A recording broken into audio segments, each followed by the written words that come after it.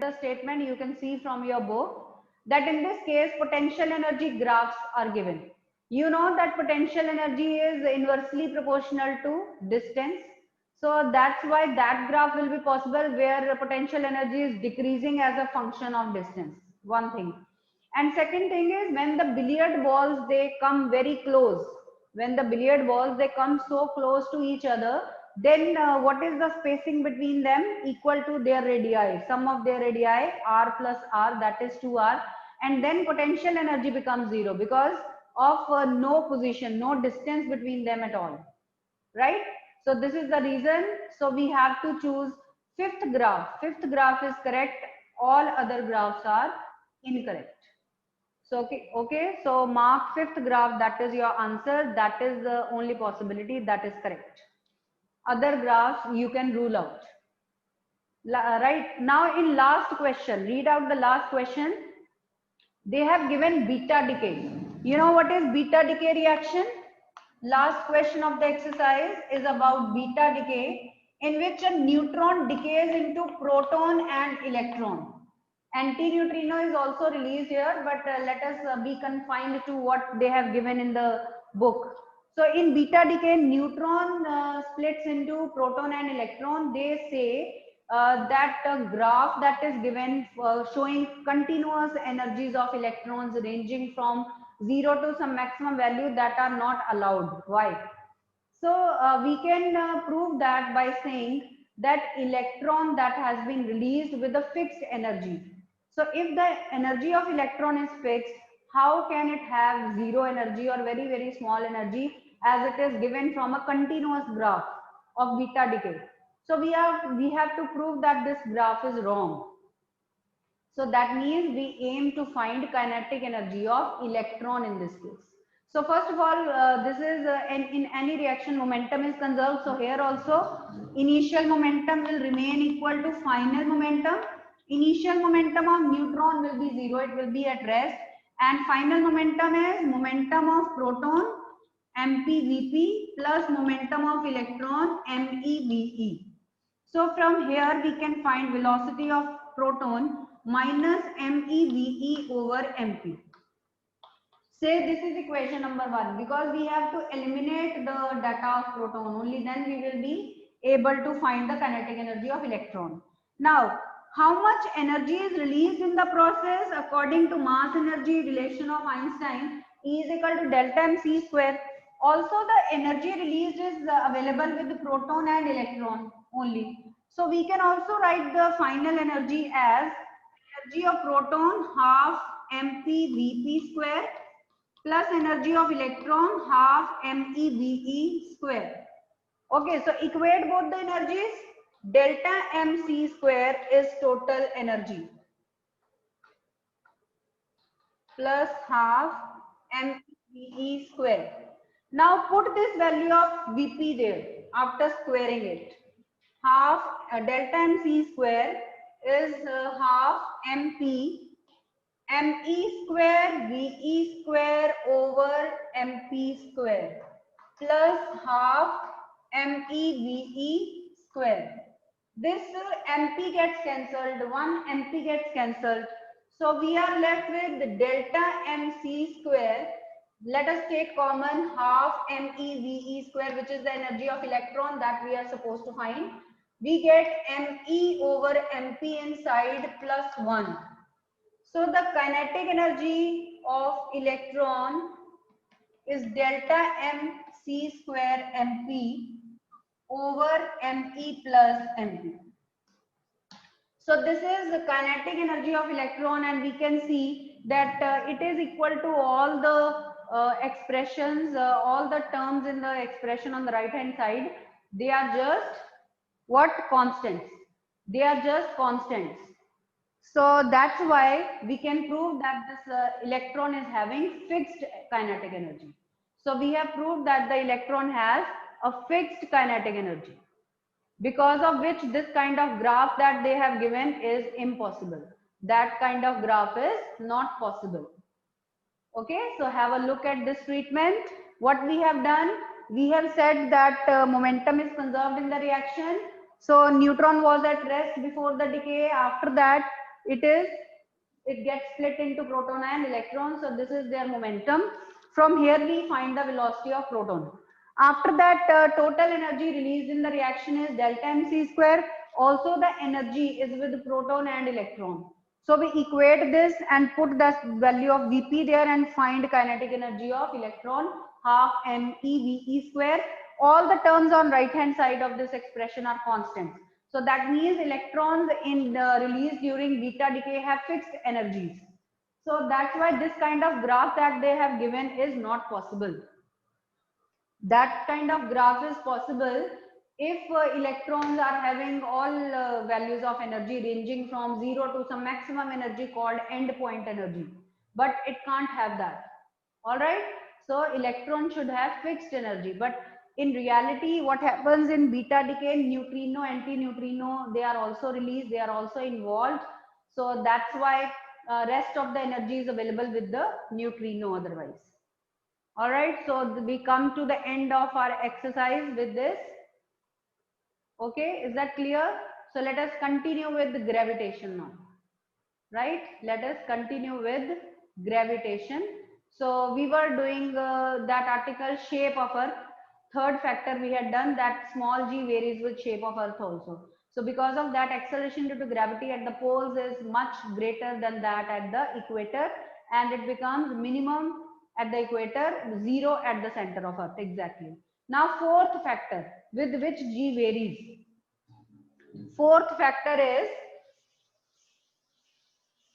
rotation of Earth, latitude. Rotation of Earth or latitude. Rotation of Earth, latitude we will say.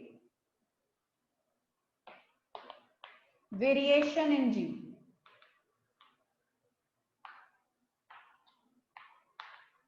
With rotation of Earth with latitude. Now first of all we should know what is latitude. होता क्या है latitude? ठीक है, let us see that. Suppose this is Earth, this is equator of Earth, center of Earth. Okay, this is equator. This is a point P. This is a place on Earth, right? Line, the angle that this line joining the place to equator makes with equator of Earth, that is called latitude. It is an angle denoted by lambda. Okay, so when any object rotates or Earth is rotating, you can say, then this location is changing. So due to rotation of Earth, we can say latitude of Earth is changing. So derivation is not in our syllabus. Because of this factor also G will change. Just note down that formula. G dash will be G minus R omega square cos square lambda. Just note down this expression. This derivation is not in our syllabus, but the result is. So again G decreases due to rotation of Earth. Again G decreases. It is given by G minus R omega square cos square lambda. Lambda, I have told you, this is the angle of latitude. This is the angle that a place on Earth makes with equator of Earth. You can write the definition of latitude. It is the angle that a place on Earth makes with equator. That a place on Earth makes with equator. So P is that place. All right. R is radius of Earth, which is a constant. Omega is angular velocity of Earth. It is the angular speed of rotation of Earth, omega. All right. So at poles, can you tell me what will be the angle of latitude at poles? Because at poles, this point will shift here. So what will be the angle made by P with the equator at that instant of time? It will be 90 degrees. So our G will become G minus R omega square cos square 90. Cos 90 is 0. So that means G remains same there as that on the surface. That means G is maximum at the poles. So according to this treatment also, it is proved that acceleration due to gravity is maximum at the poles. Now let us find it on the equator. If this place is at the equator, how much will be this lambda? Angle made by equator with equator itself, that will be 0 degree. So at equator,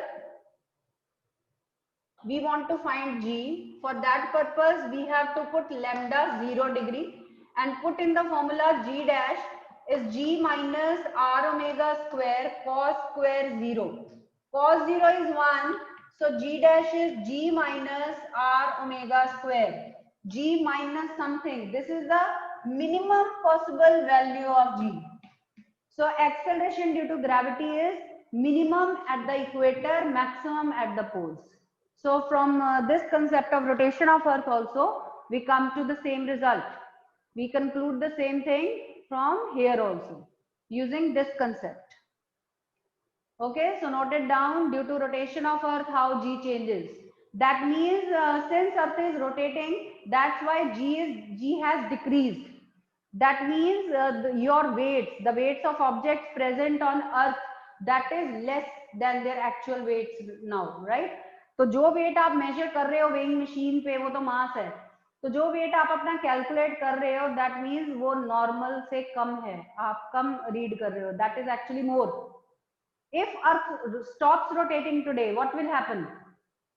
So if Earth stops rotating today, the weights of objects on Earth, they will come to their normal values. They will increase to their normal values. Though this change is slight. Okay, the change is very slight, so don't worry about it, that your weight is actually more and that is because of rotation of Earth, right? But if Earth stops rotating today, the weights of objects on Earth, it will increase. They will increase to their normal values. Right, so this treatment is clear to you. We can have numericals also on the basis of this formula. So have a look at the derivation. Derivation is not in the syllabus, only special cases are there. So have a look. If any doubt is there, you can ask. So variation in G with various factors, that is over. Now you can easily write the differences between small g and capital G, mass and weight also. These types of questions you covered in 9th standard also. We have many conceptuals also based on pendulum clocks, since we have done the variation of G now. So how will a pendulum clock run when it is taken from plains to hills? Okay, so when we are on the plains, G is maximum. As we go on hills, we are going with height. G decreases according to our discussion. G decreases there. And time period of simple pendulum or time period of pendulum clock, T is equal to 2 pi root L by G. Time period is inversely proportional to G. So if G is decreasing, time period is increasing. It is taking more time to complete one round. That means it is becoming slower. So if a pendulum clock that is taken to hills from plains, then what will happen to the time shown by the clock? It will run slower. It will go slower there. Is that clear? These types of conceptuals will be there, right? So when a pendulum clock is taken from Kashmir to Kanyakumari, like this question similarly may be asked from you. So on the basis of how G is changing, you can answer these types of questions. What will happen to time shown by pendulum clock on moon? You know, G decreases by a factor of 6 on moon, so time period will become under root 6 of the time on earth. So it will again run slower, time will increase under root 6 times on moon. So these types of conceptuals are there. And how will a pendulum clock run in an artificial satellite? How will a pendulum clock run in an artificial satellite? You can take their G 0. So time period will infinite. Infinite time period means the pendulum is taking infinite time to come back, means it will never come back. So the pendulum clock or pendulum, it will not oscillate in an artificial satellite. Okay. So the reason is clear to you, because in artificial satellites, G is 0, so time period will turn out to be infinite. It is taking infinite time to come back to mean position, means it will never come back. It will not oscillate. Again, suppose you are carrying a pendulum clock in a lift and the lift starts falling freely. There also G is 0, so time period will be infinite. So again, you will see that the pendulum is not oscillating when the lift is falling down with acceleration due to gravity 0, when it is in the state of weightlessness. So I hope these kinds of questions are clear to you. There are so many conceptuals you can cover under simple pendulum. The questions based on swings are also there. Suppose a child is swinging, right? Another child sits beside that child on the swing. How will it affect the time period of swing? It will not be affected, because the weight of those two children, that is forming the mass of pendulum bob, right? And time period of simple pendulum is independent of mass of bob. Since mass of pendulum bob has increased when two children sit in place of one, that will not affect its time period. So time period will remain the same. Is that clear? So these kinds of questions are also there. Suppose we have a ice block, ice cube. We attach a thread to it and we make it oscillate. What happens to the time period of this simple pendulum as the ice cube goes on melting? तो जैसे जैसे वो ice cube melt होता जाएगा तो क्या effect होगा time period पे? तो it will not change again, because time period is independent of mass of pendulum bob. So as the ice cube is melting and melting, it will not be affecting the time period of simple pendulum at all. So in the lab also, when we do the experiment of simple pendulum, whether we give it a small jerk or large jerk, whether it is oscillating slower or faster, amplitude of oscillation is bigger or smaller, time period will remain the same. Time period is independent of two factors: amplitude of oscillations and mass of pendulum bob, as is clear from the expression T is equal to 2 pi under root L by G. Is that clear? Okay, students? All right. So next article after this is, let us do now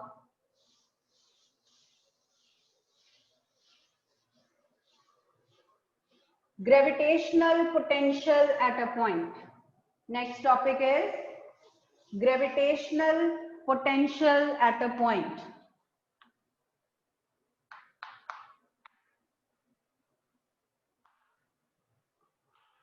Denoted by capital V.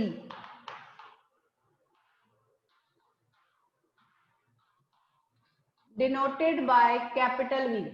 If any student remembers electrostatic potential at a point that you did in 10th standard in electricity chapter, on the same lines we can also define gravitational potential at a point. If you remember, electrostatic potential, or simply potential or potential difference, that was the amount of work done in bringing a unit positive charge from infinity to certain point. That was called electric potential. Same way, what is gravitational potential?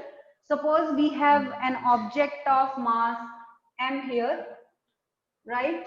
And a unit positive mass means 1 kg mass. It is kept at infinity. बहुत दूर पड़ा है. 1 kg mass has been kept at infinity, right? So what will happen when I bring this mass closer to certain point? When I want to bring this mass, suppose up to point A, which is at a distance r from it. So how much amount of work I have to do, right? Because in case of charges, that was a game of charges. As we were bringing the positive charge closer, they were repelling each other. So we had to do some work against repulsion to continue bringing the charge towards it. Here attraction is taking place. So again we have to do some work, right? That work is stored in the form of potential. That work done to bring a unit positive mass from infinity to certain point, that is similarly called gravitational potential at a point, right? So write down the definition of gravitational potential at a point. It is defined as the amount of work done. It is defined as the amount of work done to bring a unit positive की तो कोई जरूरत ही नहीं है, mass is always positive. To bring a unit mass, to bring 1 kg mass from infinity to that point. to bring unit mass from infinity to that point. So that is called potential at a point. So basically, what is the formula of gravitational potential? This is work done per unit mass. Again, it is also denoted by symbol V, like we denoted electric potential. So V is W by M here, work done by mass. So what is its SI unit? How can you write? Joule per kg. And that is also called 1 volt similarly. So 1 volt is 1 joule per kg. That is the value of 1 volt. And we can also define 1 volt.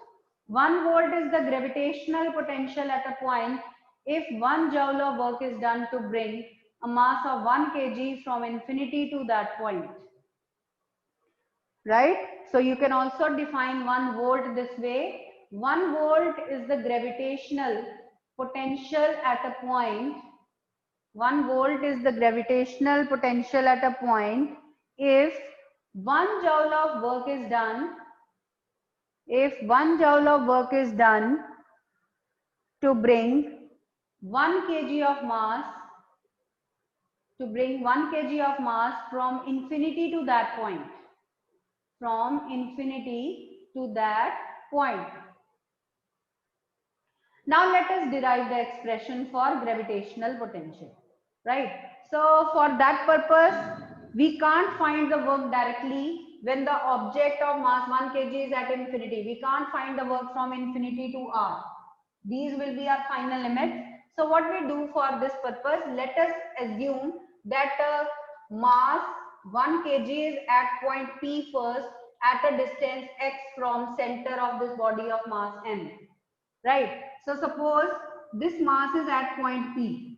We will find small amount of work done in bringing this mass from P point to Q point through a small displacement dx first.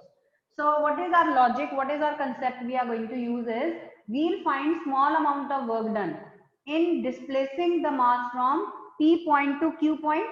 Then we will integrate that work over the limits infinity to r, and we will be able to find the total work done.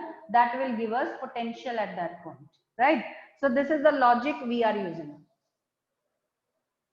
Okay, so when the mass is at point P, how can we write gravitational force between them? By Newton's law of gravitation,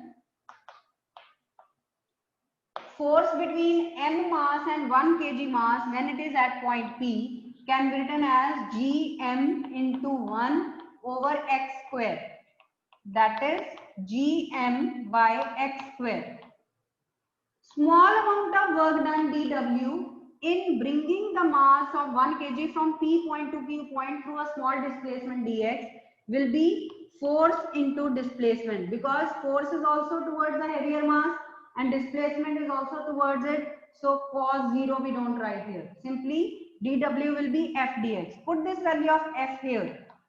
Gm by x square dx. This will give us small amount of work done. Okay, see whether this step is clear to you, or you're having any doubt, you can ask. Now, to find the total work done from infinity to r point, to a point, which is at a distance r, we will integrate this expression. And limits of x will be from infinity to r. Limits of x will be from infinity to r. Okay, now integrate it and tell me what result we are going to get. Yes, tell me what is the result we are going to get. Take constants g and m out. So that means you have to integrate x minus 2 dx within the limit infinity to r.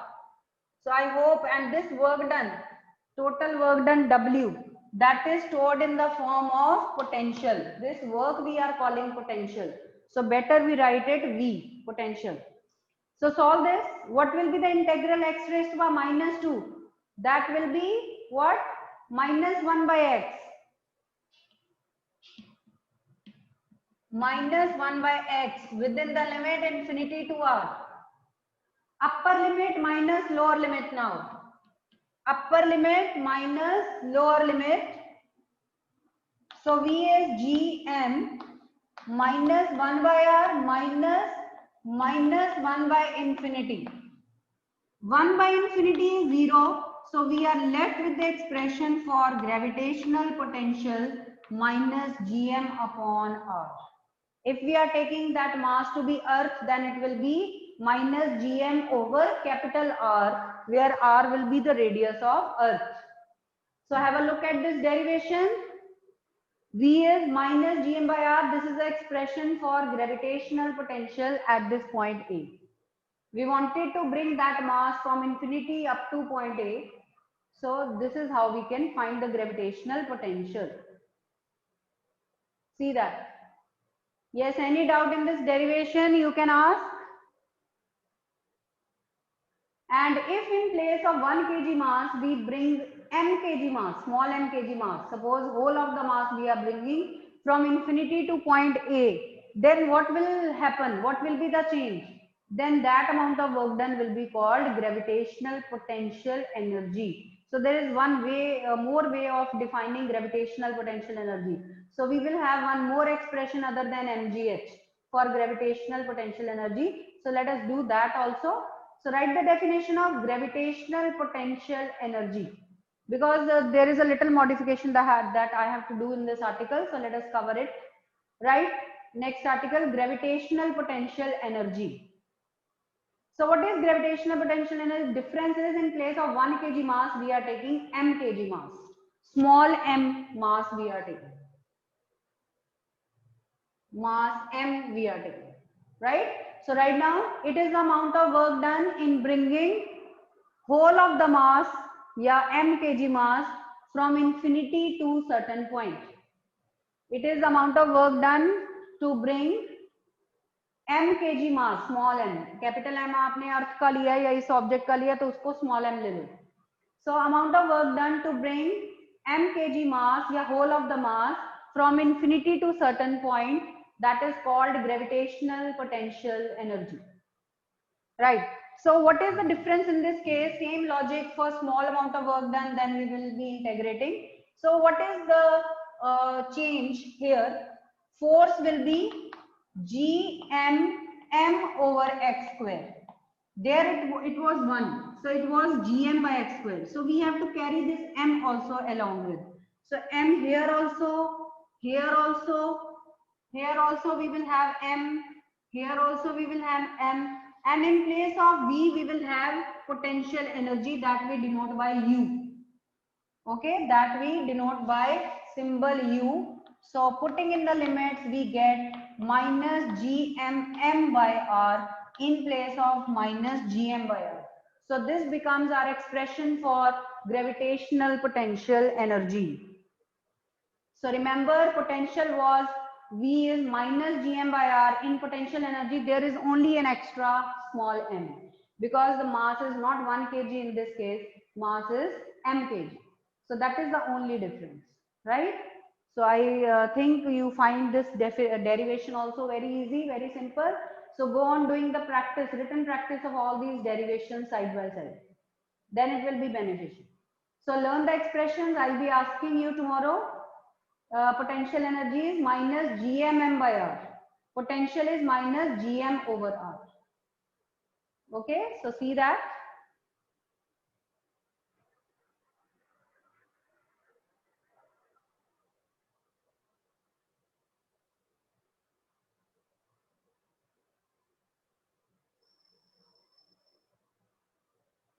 Note it down if any